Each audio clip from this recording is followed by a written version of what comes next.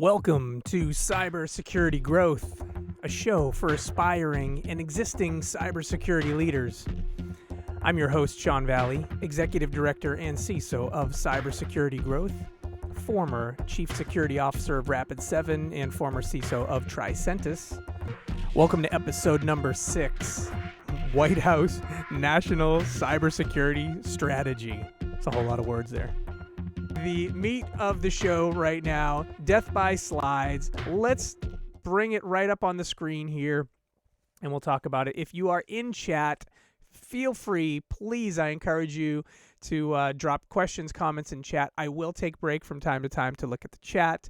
But now we're going to go to school, and I'm bringing up the old Google slide deck to walk through this new thing known as the White House National Cybersecurity Strategy, and bring it straight from the fact sheet that came from Joe Biden's office. And I'm also going to bring some commentary from some industry experts who I trust and listen to, and also bring some of my own commentary as well. So first up, what is this thing? And you'll see some things on the screen here, and I'm going to read some items right from the fact sheet. And so here's the announcement from March 1st. Today, the Biden-Harris administration released the National Cybersecurity Strategy to secure the full benefits of a safe and secure digital ecosystem for all Americans. In this decisive decade, the United States will reimagine cyberspace as a tool to achieve our goals in a way that reflects our values, economic security and prosperity, respect for human rights and fundamental freedoms, trust in our democracy and democratic institutions, and an equitable and diverse society. To realize this vision, we must make fundamental shifts in how the United States allocates roles, responsibilities, and resources in cyberspace. And other than the word cybersecurity that's written in this, I'm like, why the hell are we talking about this? But it is what it is. So what is this thing? It's a 40-page document from the White House, which calls it a blueprint for keeping the nation's computers, servers, and the lines in between safe from hackers. And so, yeah, it's focused on government, like the private, the public sector. And so I'm going to go through this as it's written, and then towards the end, we'll start getting into what about the private sector? What about all the businesses that are not government? So we'll get into that as well. So the strategy overview, as signed by the one and only Joe Biden. A couple things I pulled right from this. Number one, we must rebalance the responsibility to defend cyberspace by shifting the burden for cybersecurity away from individuals, small businesses, and local governments and onto the organizations that are most capable and best positioned to reduce risks for all of us. So, commentary on this. They're saying, okay, those of us who are at home using our Gmail or our Outlook 365 and are getting spam and phishing emails to us saying, not on us anymore. Okay. Small businesses, your mom and pops, your pizza shops, your workout gyms, your small businesses, maybe your small tech startups. Okay. And then they're saying, hey, we don't want local town and state governments to bear the burden, because those smaller, less secure organizations are feeling the brunt. They are getting hit daily and don't have the resources. Okay. So they're saying, those who are best positioned. Okay, interesting. Okay, moving on to bullet number 2. We must realign incentives. I hit a button. I went the wrong way. We must realign incentives to favor long-term investments by striking a careful balance between defending ourselves against urgent threats today and simultaneously strategically planning for and investing in a resilient future. The strategy recognizes that government must use all tools of national power in a coordinated manner to protect our national security, public safety, and economic prosperity. That comes right from the strategy and the fact sheet. So they're saying, hey, the little guys, we got you. And as I hear it, we're saying big government has you or needs to take a step forward and looking out for the whole rest of the company, as well as big Big private sector. Okay. I'm going to bring some comments from friends from industry. Jason Chan made a comment here, and I'm going to bring more of Jason Chan up later on. I'll talk about who he is, but just a comment he made here on one of his posts online. Jason says the strategy's context shouldn't be surprising, but it does provide an up-to-date shared understanding of the environment in which we're operating. Security leaders can leverage this information to bring their leadership and companies up to speed with the current landscape and trends we're dealing with in cyber. In brief, we're seeing increasing connectivity, increasing complexity, increasing resilience on digital technology, and increasingly connected sensitive functions and data. Our adversaries are well-resourced and advancing, while their tools and means are becoming more widely accessible. Sophisticated and resourced nations like China, Russia, Iran, and the DPRK continue to pose a serious threat. Thank you, Jason. We'll come back to some of your commentary in just a moment, but I'm going to move on. So that gives us an idea of what the strategy overview is, as signed by Joe Biden's desk on March 1st. Very fresh content. So let's look at the vision of this thing a little bit here. And I brought the table of contents, as you can see, 40-page document broken up into 5 pillars for those who are looking to get involved in this and implement it. And coming right from the fact sheet, here are the details. Our rapidly evolving world demands a more intentional, more coordinated, and more well-resourced approach to cyber defense. We face a complex threat environment with state and non-state actors developing and executing novel campaigns to threaten our interests. At the same time, next-generation technologies are reaching maturity at an accelerating pace, creating new pathways for innovation while increasing digital interdependencies. The strategy sets out a path to address these threats and secure the promise of our digital future.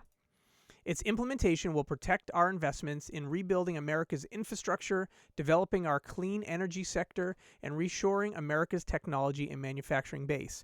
Together with our allies and partners, the United States will make our digital ecosystem, and here are 3 bullets that they state, defensible, resilient, and values aligned. Defensible, where cyber defense is overwhelmingly easier, cheaper, and more effective. Resilient, where cyber incidents and errors have little widespread or lasting impact. And values aligned, where our most cherished values shape and are in turn reinforced by our digital world. The administration has already taken steps to secure cyberspace and our digital ecosystem, including the National Security Strategy, Executive Order 14028, which is known as Improving the Nation's Cybersecurity, the National Security Memorandum Number 5, which is also known as Improving Cybersecurity for Critical Infrastructure Controls, and M2209, which is known as Moving the U.S. Government Toward Zero Trust Cybersecurity Principles, and National Security Memorandum 10, which is known as Promoting United States Leadership in Quantum Computing while Mitigating Risks to Vulnerable Cryptographic Systems. Expanding on these efforts, the strategy recognizes that cyberspace does not exist for its own end, but as a tool to pursue our highest aspirations. A lot of stuff there. I'm going to get into some more of these details later on when I get into a section like, what do we do about this stuff? They talk about zero trust. I did a show on zero trust just a few weeks ago. You go back a couple episodes where I unveil and uncover this mystical thing known as zero trust through the eyes of many experts. But moving on with the strategy, the approach here. The strategy seeks to build and enhance collaboration around 5 pillars, and I have the 5 pillars right on the slide here. Defend critical infrastructure, disrupt and dismantle threat actors, shape market forces to drive security and resilience, invest in a resilient future, and 5, forge international partnerships to pursue shared goals. So critical infrastructure. Keep in mind, critical infrastructure is generally not owned by the government. Keep in mind, right? If you think about most critical infrastructure, it's owned by a private entity. Disrupt and dismantle threat actors. I think we're all on this mission together. And shaping market forces to drive security and resilience. Market forces, that's interesting. The cybersecurity market. Invest in a resilient future, sure. International partnerships. So again, let's get Five Eyes and more friends working together. All right, interesting. So there's the approach of the strategy. Now, getting into a section, the 5 pillars. We're going to get into the 5 pillars, right? I just mentioned the 5 pillars under approach. Let's go into a little detail of the 5 pillars now. The first of the 5 pillars, defend critical infrastructure. We will give the American, and this comes right from the fact sheet of the cybersecurity strategy.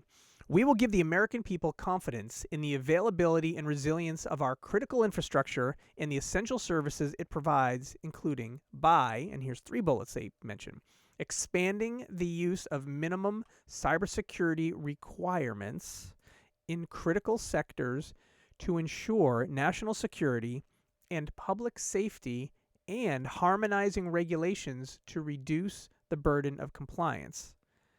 So, use of minimum cybersecurity requirements and compliance. So, sounds like security frameworks, NIST stuff, and more are going to be pushed into more of the agencies. Okay, we're all feeling that, I believe. Second bullet is enabling private-public collaboration at the speed and scale necessary to defend critical infrastructure and essential services.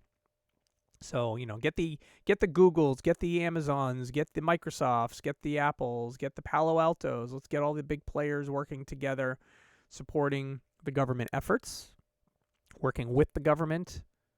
Okay, all right. And then the third bullet, defending and modernizing federal networks and updating federal incident response policy. It's funny hearing this because I was thinking just yesterday, there was a time where I did some work in the public sector without going into any specific details of where and for whom.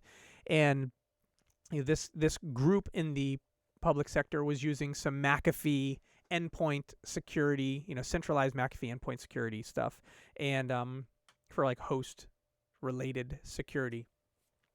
I feel like they still are, by the way. And get an example of modern. I'm not so sure things are super modern. I mean, things are in some cases, but I do think it takes 2+ years to bring something into the public sector agencies. That's how long it takes to acquire solutions, just because of the red tape that's involved. So modernizing the networks, the tough part is, how do you modernize something when it takes a minimum of 2 years to make any change? So I like the bullet, but I've lived the reality. The second item in the, if I go back into the approach, the second item of the approach is defend and dismantle threat actors. And here's what it says in the strategy. Using all instruments of national power, we will make malicious cyber actors incapable of threatening the national security or public safety of the United States, including by, and here's 3 bullets. Here's 3 bullets on this one here. First one is strategically empowering all tools of national power to disrupt adversaries. This is strong. Some strong language here. I like this. I like this, Mr. Biden, President Biden. I like this. Second bullet, engaging the private sector in disruption activities through scalable mechanisms. Engaging the private sector in disruption activities through scalable mechanisms. Okay, I guess. Moving on. And the third bullet, addressing the ransomware threat through a comprehensive federal approach in a lockstep with our international partners. So I love ransomware's in this. Like, it's about time, guys. This has been, Steve Gibson's been talking about ransomware for like 7 years now. And it's like, it's never going to get better. It's just going to get worse, get more advanced. Love to see this written in. Obviously, it needs to be a reality. We know that our compliance folks are now asking about this. Our cyber insurers are raising their rates, and they're asking about this on an annual basis. It's about time that at the government level, it's being taken and written into strategy. About freaking time.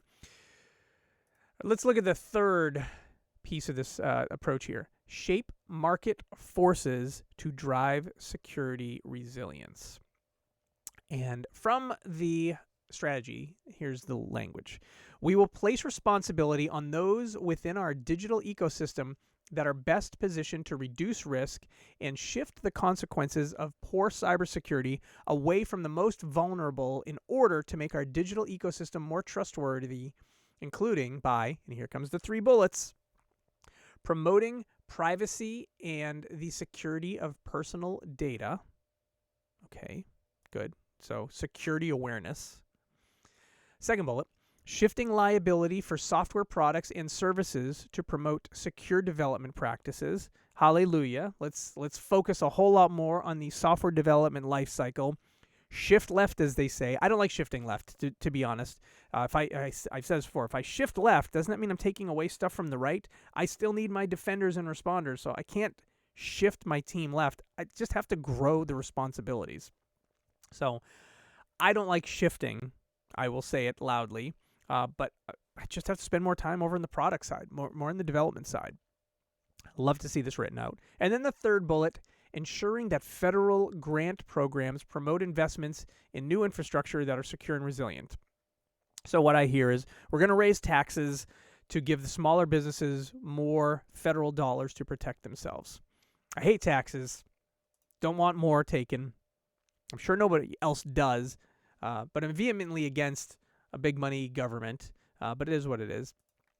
We do need to protect the little guy because they don't have the money. They don't have the resources. And so I am supportive of pretty much everything I see here. And if I look at the key language here, place the responsibility within our digital ecosystem to those that are best positioned to reduce the risk. And this is saying like, hey, we need to partner.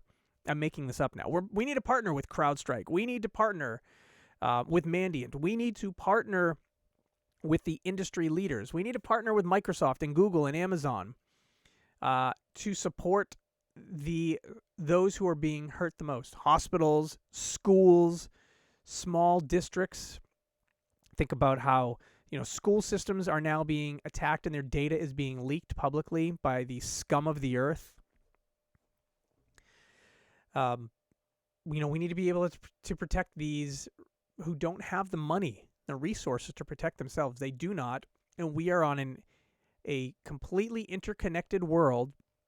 We decided as a human race to go down this path of let's connect everything. Let's go on the internet with everything. And the problem is like we're basically tying all of our houses together, all of our workplaces together. And, there's a shared bridge. Come on in. Come on in. Anybody can come into my house. Sure, why not? It's about time where I see our government at least taking a written stance into what's next. So what's the next step in the approach? Invest in a resilient future. Invest in a resilient future. And from the fact sheet, this is what it says. Through strategic investments and coordinated collaborative action, the United States will continue to lead the world in the innovation of secure and resilient next-generation technologies and infrastructure, including by, and here comes the 3 bullets, reducing systemic technical vulnerabilities in the foundation of the Internet and across the digital ecosystem while making it more resilient against transnational digital repression. So I'm hearing we got to fix BGP. We got to fix IPv4 and get rid of it. We need to fix IPv6, get everybody on it, and other types of technical controls. Just thinking about like, how do we get rid of the old stuff? How do we get rid of old SSL? How do we get rid of old TLS? I'm just thinking out loud as I read this. Second bullet, prioritizing cybersecurity R&D for the next generation technologies such as post-quantum encryption, digital identity solutions, and clean energy infrastructure. So prioritizing cybersecurity R&D. Okay, so the R&D is happening. There's many orgs that are spending time and money on these things. So I don't know. What we are doing that. We're already doing that. Why are we writing this down? I don't know. I'm not sure about that one. Third bullet, developing a diverse and robust national cyber workforce. Well, I think that is well underway. I think that's well underway. A lot of opportunity for growth in this space here. Hiring managers, by the way, hire people with no experience. You should do that. Hire people who are hungry and want to be in this space. Stop looking for the unicorns. Stop looking for the people that, you need 5 years of experience. Get people in who are, fill those jobs. We're in a weird time right this second. I mean, how many people have lost their jobs who are in tech and in cyber in the last year? I'm one of them. Full-time job just went away. Just did. Been trying to figure out where the next one is. Been doing interesting work in the meantime. Got to do these shows, which is fantastic. So we're in a weird time right now, but there are still tons of open jobs. Hiring's a little bit slower, and the expectations from hiring managers are always just too high. Lower those expectations. Get some junior folks in who are hungry, who love to tinker, who you think you need your technical people, but you also need your business people in cybersecurity. People who are going to run your GRC programs or your business focus, and get your technical people doing a little IT security, a little SecOps, little security operations. Maybe get some of your more hands-on technical people over in the AppSec and the ProdSec space. Anyways, invest in a resilient future. Yes, please. The next item here, and the last one in the approach, is forge international partnerships to pursue shared goals.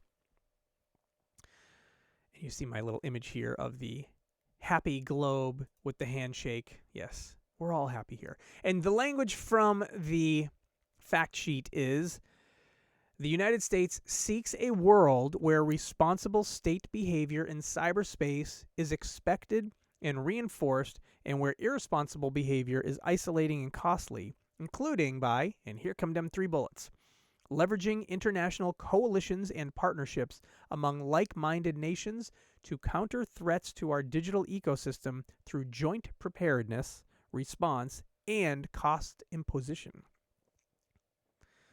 I read that and really didn't think about it as I was reading it. International. Okay. Work with our friends.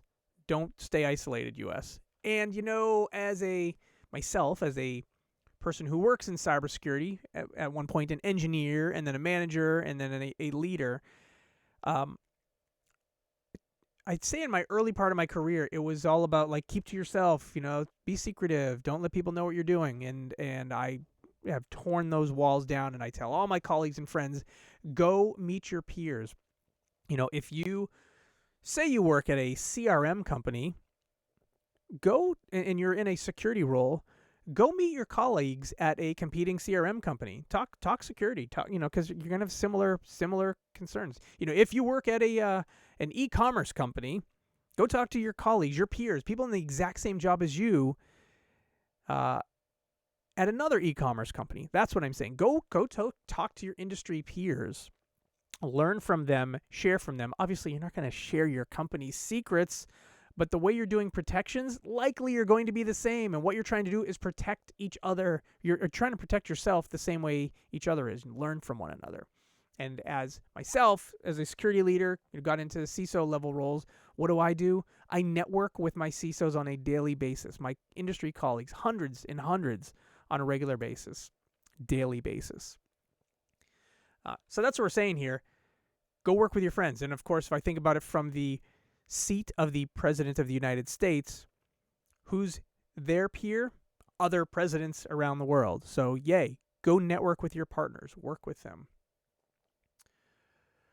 The second bullet here, went on a little tirade there, my bad. Second bullet here, increasing the capacity of our partners to defend themselves against cyber threats, both in peacetime and in crisis.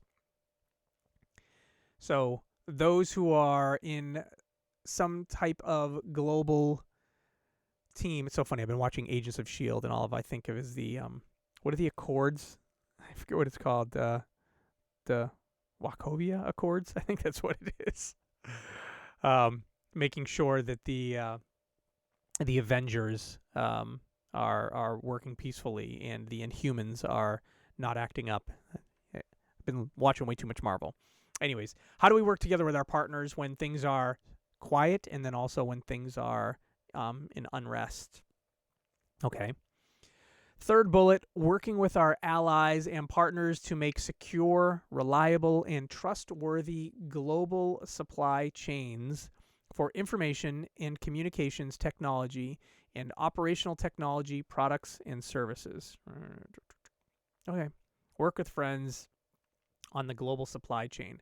Yeah. Okay. Thinking about this for, I guess, a moment. We have a global supply chain problem. I remember learning about this 10 years ago, coming to learn that chips inside of certain computers were being impacted during the physical development of the chips. And the understanding was foreign nations were injecting stuff into computer chips before they were being shipped off to computer manufacturers. And those things that were being injected were allowing the ability for a foreign adversary to be able to gather information while computers were in use and sent back to a foreign nation, an adversary in a sense. And so my understanding is those things are real, right? And we've also seen more recently supply chain, right? Someone hacks into GitHub and finds ways to inject malicious code into legitimate software in GitHub. We've seen recently LastPass being hacked. I do not believe we've seen the end of LastPass hacks. I do believe that not only someone got into LastPass and took the vaults, but curious to see if we will learn that somebody actually gets into LastPass code and does bad things. I'm just making things up at the moment. The supply chain risk is real. I've seen it in reality, and I like to see it written here. Happy to see it. Glad to see that it's on paper. The third bullet here, working with our allies and partners to make secure, reliable, and trustworthy global supply chains for information and communications technology and operational technology products and services. IT and OT and all the T's. Okay. The wrap up here says, to wrap up the this approach, coordinated by the Office of the National Cybersecurity Director, the administration's implementation of this strategy is already underway. So the Office of the National Cyber Director, I think that's a new office, by the way. The Office of the National Cyber Director has now taken the strategy and saying, what do we do about it? And so that's the intro to what this thing is. And those are the 5 steps of the approach. Okay. Interesting.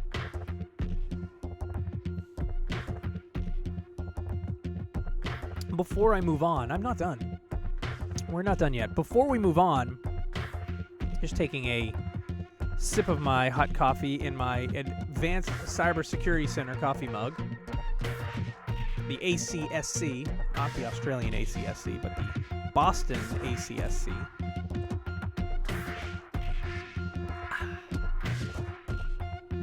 We're going to talk now, we're going to leave the strategy and get into more of the focus of reality.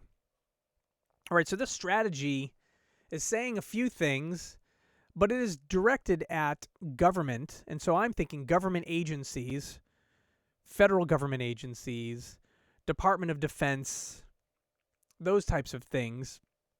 And it does mention, public and private partnerships, but I look at it as like, hey, government, you have to do this, and government players, you need to figure out how to go work with the private sector, but not necessarily saying like, hey, private sector, you actually have to do anything. So what about the private sector? What about private businesses? And when I say private business, you can be publicly traded on the stock market and still be a private business. That's not what I mean by private sector is non-government. Just make sure that you understand what I'm getting at here. One of my friends out in security land, Kurt Sauer, he and I worked together at Salesforce a few years back. We stay in touch pretty regularly. Kurt Sauer had some deep thoughts on LinkedIn this week, and I decided to steal his thoughts. I'm going to read from what Kurt said, because Kurt took took a review of the strategy, kind of like I did, except for me, I'm literally just like reading the strategy and learning as we go. Kurt went a little deeper in it. I'm going to read what Kurt said here.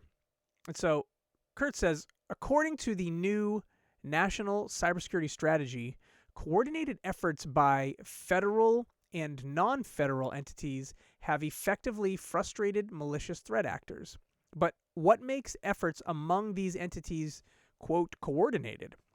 The strategy creates a beachhead in Strategic Objective 2.2, which is known as Enhanced Public-Private Operational Collaboration to Disrupt Adversaries, right? We talked about that as I went through the overview.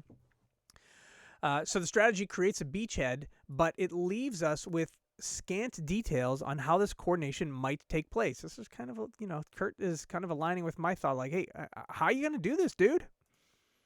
So Kurt continues on by saying, prompted by the attacks of 9/11 in 2001, which was followed shortly thereafter by Hurricane Katrina in 2005, emergency management agencies at all levels recognize the significant challenges in resolving large-scale catastrophes.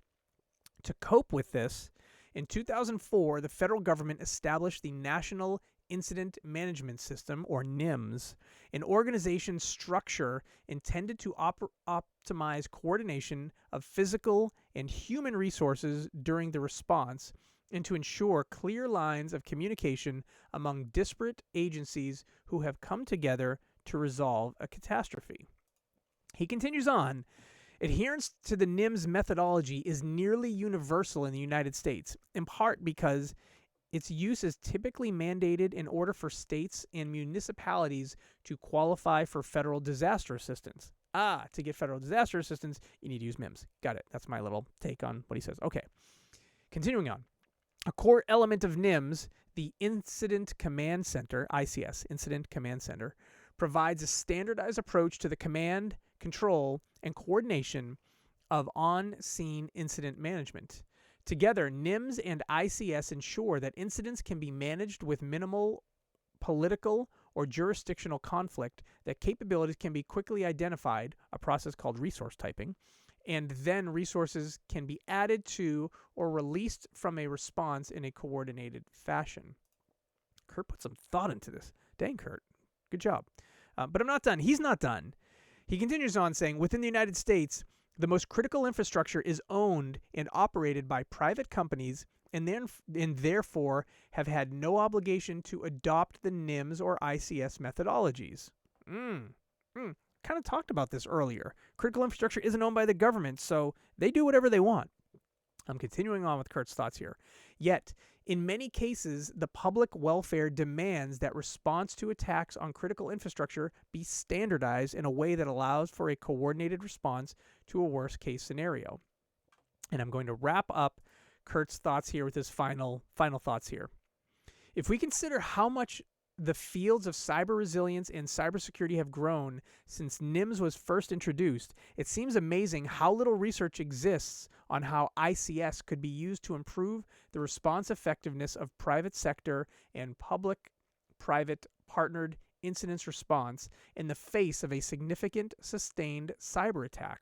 While the NIMS of today is no panacea for cyber incident response, many questions remain unanswered in such as intel sharing and how best to federate united command structures to include private sector organizations. It provides a great starting point for bringing private sector capabilities to bear against the real and growing threat of cyber physical attacks. And to that, Kurt, I say amen. That's why I brought Kurt's entire small book, if you will, into today's show. If I'm thinking about this, Deep Thoughts by Kurt Sauer is where this happened today. And he brought up probably the biggest thing. It's like, yeah, critical infrastructure needs to be protected, but yet those who own critical infrastructure, which are not the government in almost all cases, do not need to follow any type of government strategy. So the thought is like, maybe we need some enforcement. Maybe we need some enforcement in the private sector versus just saying, we need to collaborate. Kurt, thank you for that. I appreciate you sharing that with us, and putting your deep thoughts there. I appreciate it. So I think that's really, really great stuff. What do we actually do with this information, right? We get this strategy, this cool document that came out, and the cyber leaders of the world are all excited. New cyber stuff coming from the White House. It is very cool. But what do we do with this information? I grabbed some info from fellow cyber friend Jason Chan, and I also put his photo and his LinkedIn title on here. I love this. Jason Chan, retired, not looking for work, not buying anything. I do love his title. Jason Chan formerly led Netflix security. A stellar job there, but also just a really, really great advocate for this industry. And what's crazy, he left Netflix and he did quote unquote retire. He's doing, in my opinion, a terrible job in retirement. I mean, yes, he's not working a full-time job, but he is not quiet at all or giving up in the world of the cybers. Jason's awesome. He really cares about the space. He has lots of deep thoughts. And he started to think about, like, okay, what do we do about this? And he wrote some great words as well. He wrote a whole semi-book on LinkedIn as well. And I'm going to read right from some areas that Jason wrote because I thought it was really interesting. And a lot of these align with either comments I made earlier or in previous shows. So Jason says his take in, like, what do we do about this? What does the private sector do? Well, just what do we do about this? Any of us that are in our different areas. And Jason says we need several areas, 4 areas of key investment. You see them on here: threat intelligence, incident response, regulatory compliance, and software supply chain and development practices. And going into each of these 4 areas of where to invest. So now I'm speaking to, as I'm reading this, I'm speaking to you, the cybersecurity leader, which is who this show is for. Coming out of the strategy, there's 4 areas to invest based on the strategy. Threat intelligence, says Jason Chan. The ability to operationalize intake and sharing, both detailed, like IOCs and TTPs, and higher level security intelligence, right? Really doing something with threat intelligence at the top of this list. It's not an area that we do well. Like most of us, we grab our threat intelligence by one of our cybersecurity vendors, our CrowdStrikes, our IBMs, our Palo Altos, our Rapid7s, whatever. We grab our threat intel from them and just kind of like feed it into our machine and we use it some way. But how do we operationalize this threat intelligence? Like, how do we invest in this? Let's get threat intelligence from our friends, from our partners, from our vendors, and find a way to actually make action of it. We've been gathering threat intelligence almost as long as I've been in cybersecurity, at least since the 2010s. We've been doing threat intelligence. In the mid 2010s, it really ratcheted up. Second bullet: incident response. Jason writes, create robust, detailed, and transparent post-incident reports of the incidents your organization experiences and the capability to quickly integrate learnings from external incidents. Here's what I take on what Jason wrote. First of all, yes, I will just say yes. But what I look at is create a template that you and your incident response team will always use. If you don't have a definitive template of your post-incident response reports, just get one. Go talk to one of your auditors. Go talk to one of your cybersecurity leaders at another company or your incident response managers, your SOC directors, and say, hey, give me your template for incident response. Give me your template for what you do during an incident, and then give me your template for your post-incident report. Your friends will share their templates with you. They want to help if you don't have one. If you have one, freaking use it. But more important, robust, detailed, and transparent. Why? Because we're going to share these freaking reports outside of the company. We need to share with our friends. We need to share with industry. We need to share with our partners. We need to share with our customers. It is the world we live in. I know many of us got into cyber and the idea was like, don't tell anyone about the incidents. And like literally LastPass was doing this like 4 months ago. Don't tell anyone about the incidents. And now look at them. They look like a bunch of buffoons. That is not the world we live in. Incident response needs to be transparent. It is the world we live in. Cyber leaders, get it into the heads of your business leaders. This is what we need to do, or just go find another job. We need to be transparent. Love this writing, Jason. Yes, this one pains me, and speaking harsh on it with you. Third bullet, regulatory compliance.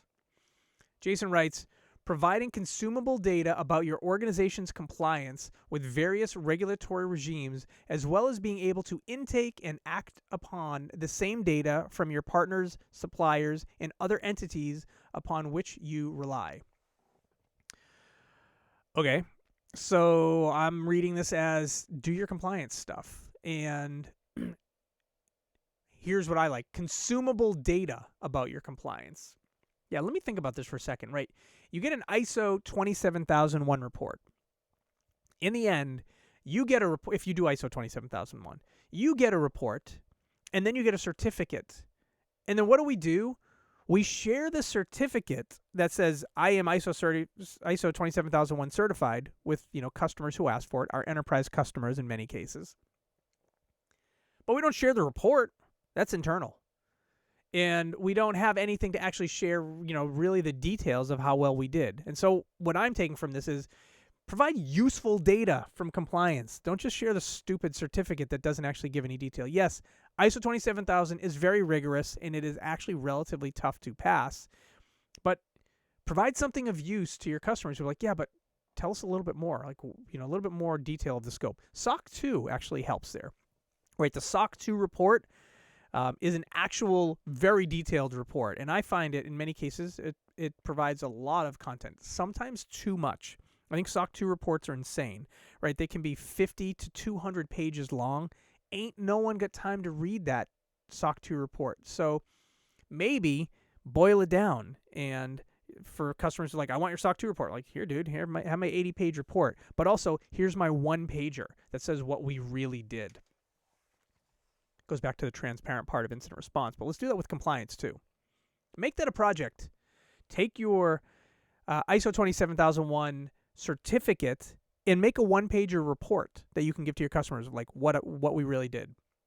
Take your SOC 2 80-page report or 200-page report and create a one-pager from your SOC 2, etc., etc. Create a one-pager of these different things. Share them openly and easily with your customers. Be great if they're easily accessible right from the security page on your company's website, that a customer could click a button, request access, again, sign the NDAs as needed, and get access to those reports. The last item that Jason mentions here on where to invest is software supply chain and development practices. And he writes, software supply chain security has been top of mind for the industry for the past several years, and the strategy increasingly highlights and prioritizes these initiatives. You should be developing increased visibility into and oversight of your development process, including external dependencies, commercial, and open source. I find this one interesting because I've worked in the AppSec space for a while. 2008, I guess, I got into the application security space. So for me, it's like, I've been doing this for a long time. And, but we still have a long ways to go. Software supply chain, the SolarWinds issue, the Kaseya issue, they were software supply chain issues. So these large companies are having issues with software supply chain as recent as, 2 years ago. And many others still are. Make the software development lifecycle a critical part of your cybersecurity program, maybe even the number one. It's always been, in my opinion, if you look at kind of the order of priority from a cybersecurity framework, whether it's the CIS, critical security controls, or ISO 27001, application security and product security are listed in those. But why are they always far down the list? Why aren't they at the top? It's always been like an order of maturity. And product security and application security, yes, very important in all of these regiments, frameworks, but never number one and never at the top. And I look at my security leaders, they'll focus on, to start, right? You have to start somewhere when you're building a security program, maturing a security program. They'll talk about devices, assets, vulnerabilities, endpoint security, log management, and at some point after that, application and product security. Maybe bring that crap to the top. Bring it to the top. If you're developing software, which just about everybody is nowadays, stop letting your software go out without having oversight. Just like, if you think about it, we don't generally let IT stuff go out without oversight. We should not allow software to go out without oversight. So think of your software just like IT. You're not going to give a new employee a laptop without your endpoint security tool, without your vulnerability, your vulnerability scanner, without your, antivirus or whatever you're using to replace antivirus these days, right? You're not going to give them that. You're not going to give them a laptop without some type of password policy built into that laptop. You're not. Why would you ever let a piece of software go live without having the critical basic capabilities there, having that oversight in? And one reason is there's not enough for me to go around, so I focus over here. And the frameworks say start here, and the other ones we'll get to later. Just flip it on its head. Software can't go out, just like IT can't go out without basic oversight and basic controls in place. Thank you, Jason, for Where to Invest. Appreciate this. Love that you wrote this up. And again, just shared a couple days ago. So good. But we're not done, right? Where to Invest. Jason goes on and talks a little bit more about continuing to focus. Things you should have been focusing on and you should continue to focus on. And he has 4 items in here. Zero trust, compliance and audit automation, understanding your environment and the supply chain, and finally, data governance. And I like how Jason writes continue to focus, because what, as I look at it here, is he's saying, you're already doing this stuff, right, man? You're already doing this stuff. So continue to focus on these things. I do know a lot of my friends aren't doing this because, again, there's so much to do in the world of cybersecurity. I have a little excerpt that I put at the top right of this slide. And the reason why I put this in here was a reminder that just a few weeks ago, I did an entire show on zero trust. So if you want to go back into the Cybersecurity Growth archives, there is the live stream, there is the YouTube video, and there is the podcast where I dive deep for about 90 minutes into the world of zero trust. So if you are still in the early stages, need to learn a little bit more, go back a couple episodes, and it'll be there. So Jason talks about these 4 areas. I'm going to get into his thoughts on these with a little commentary. First off, zero trust. Jason says, the federal government is moving toward zero trust architecture, and I'd argue that much of what we've learned in the past several decades of cybersecurity is showing this is the right direction for defenders. The faster you can adopt and adapt, the more defensible your organization will be. Yeah. Go back, watch my show on zero trust. I'm not saying my content is the only way. So when I did my show on zero trust, I actually went through a whole bunch of industry leaders. Microsoft's in there, NIST is in there, the NSA is in there. I brought thoughts from other leaders to get their take on it. The second bullet Jason talks about here is compliance and audit automation. And he writes, external regulation and compliance pressure from government, industry, customers, partners, etc. has only increased over time. And forward-looking teams are investing in automating evidence collection, control testing, and documentation in other areas of their GRC program. So Jason's forward-thinking comment here is not about doing and running a GRC program. He's well past it. He's like, you already are doing a GRC program. You have dedicated GRC folks. What he's saying is those who are leading the pack are trying to figure out where and how to automate much of your GRC work. Do you have tools in place that are actually monitoring for regular compliance? For example, in the world of cloud, right? If you have a cloud security posture management tool, that most likely has compliance reports built into it. So you can see, are people complying with our security requirements as written in like the SOC 2 or as written in ISO 27001.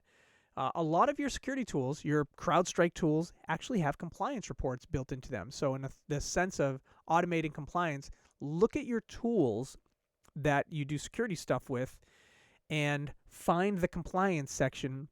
And those people who are doing your GRC work, get them in there and have them continue to use those tools for identifying where there are gaps, and then also, bring your technical folks into your GRC team to say, hey, now that we can see where the technical gaps are, how do we automate fixing those gaps? Again, if I think about cloud security tools, the cloud security posture management space has the ability to auto-remediate things. For example, if you're using AWS for software development and your developers typically spin up infrastructure, your cloud security posture management tool can automatically block that unapproved infrastructure from ever connecting to the network. Or if your engineers are spinning up S3 buckets and making them public for one reason or another, your CSPM tool can put an auto-blocking rule saying, hey, you cannot make data publicly accessible without going through change management, and you can auto-block it. Leverage the reports that are in your security tools. Leverage your security tools to ensure your environments are auto-complying. Thank you, Jason. The third bullet here, understanding your environment in the supply chain. Jason writes, this feels obvious, but is anything but easy. I'd include functions like asset and attack surface management, third-party risk, and general ecosystem risk in this category.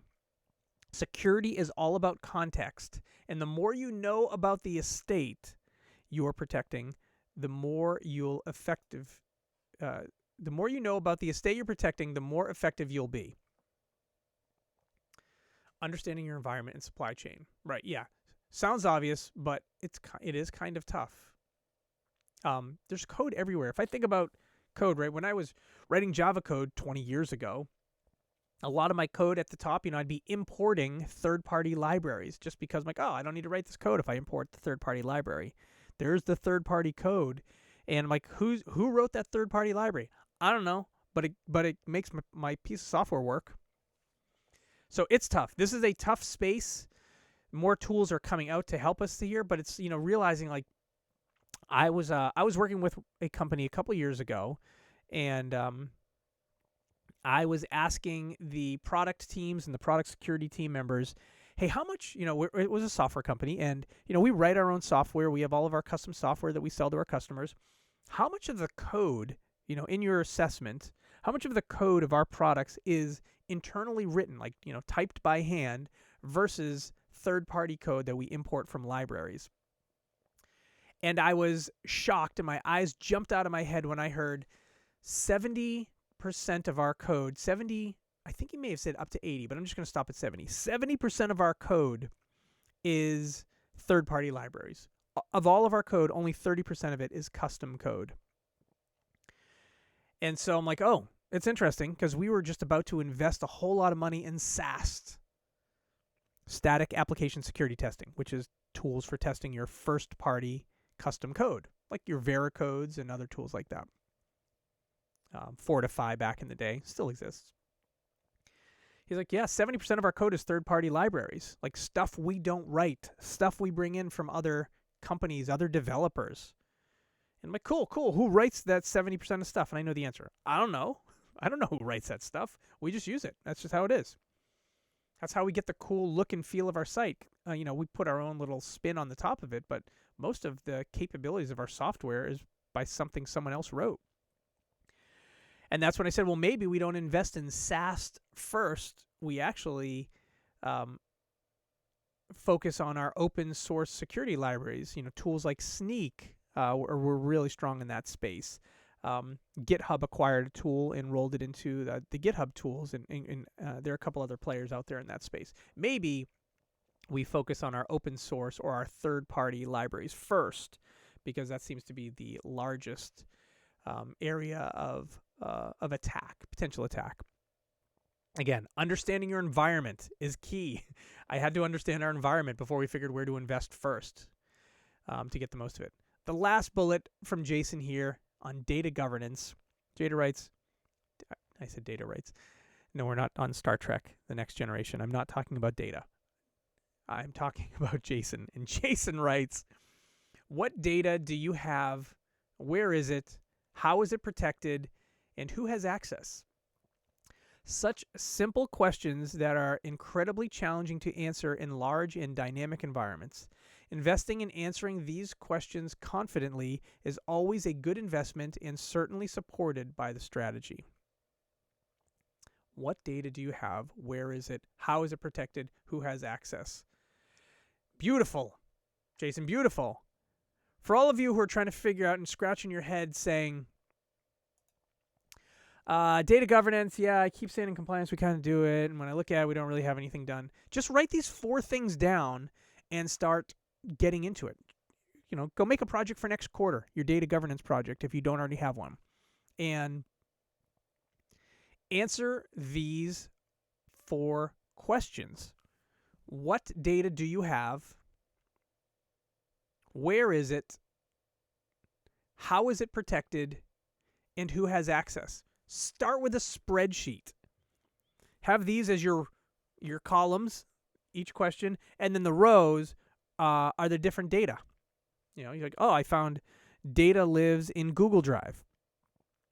You can start with big Google Drive, and then you probably break it down into more things. Data lives in Salesforce. Data lives in Workday. Data lives in NetSuite. The different rows could be where data lives. Data lives in AWS. Maybe that's going to be broken into a whole lot more different AWS accounts. Data lives in Azure. Data lives in GCP. Data lives. Oh yeah, that's right. We still have some servers over in the closet in the data center. Oh yeah, data lives in there too. Data lives in Active Directory. Data lives in Okta. Have the different pieces of data as rows and have these 4 things as columns. What data do you have? Where is it? How is it protected? Who has access? Start there. Build that sheet. And now you can start to think about, what do we do about this information? Start there. Continue investing in data governance. We should all be doing this. It is something that is done very late in the game, but you can start easy. Start with a spreadsheet, a simple template like this. Jason, thank you for those suggestions. I love them all, and you gave me lots of things to think about. Much appreciated. And that's where we're going to wrap up this section on the White House National Cybersecurity Strategy. Right, this just came out in less than 2 weeks. Less than 2 weeks ago, this was released. We've got some industry greats who have weighed in on this, and I'm very thankful for them weighing in because I could borrow from their thoughts. And why did I focus on this today? I'm curious to learn about this, and I threw a lot of content into slides, and in some cases, learning as we go. I find this is fascinating, very interesting, and very glad that we were able to spend some time today on the White House National Cybersecurity Strategy. And I appreciate you joining me as we went through this. This show is live on Twitch weekly, Fridays at 10:30 a.m. EST, 7:30 a.m. Pacific Standard Time, 3:30 p.m. GMT, and in your pod feeds a few days later. Usually it's weekly. Took a couple weeks off. I want to thank you all for joining, and we will see you next time on Cybersecurity Growth. Bye for now, everyone.